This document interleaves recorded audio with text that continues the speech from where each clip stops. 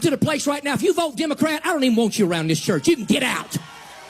You can get Some people want to act like what that pastor said was so wrong, because he said that if you vote Democrat, that he don't even want you in his church. But you have to understand that God was very much into politics. Yes.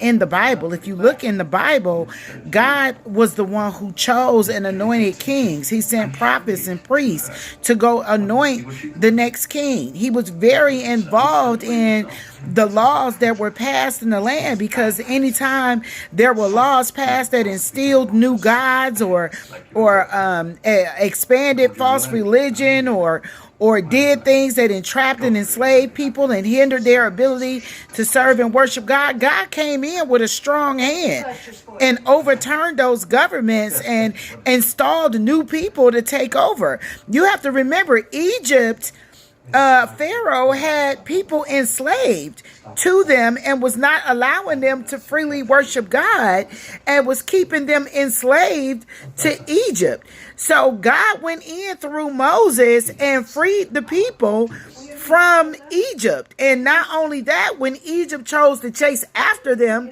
after God freed them, he killed the Egyptians, soldiers and Pharaoh that was chasing after the people. So you have to understand, God has always been very involved in politics.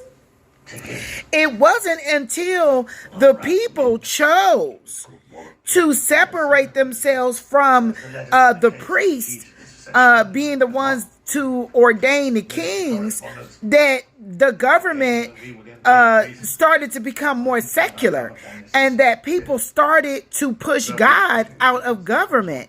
And then eventually, I think, what was it, in the 1900s, that they came up with the separation of God and state.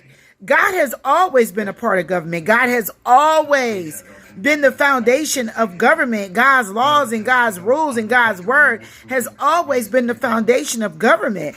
So when a pastor is laying down the law as to whether or not a true Christian should support certain types of politics and ideology, that's completely biblical. No true Christian would vote along with the democratic ideology of pro-abortion and pro-other alternative lifestyles and things like that.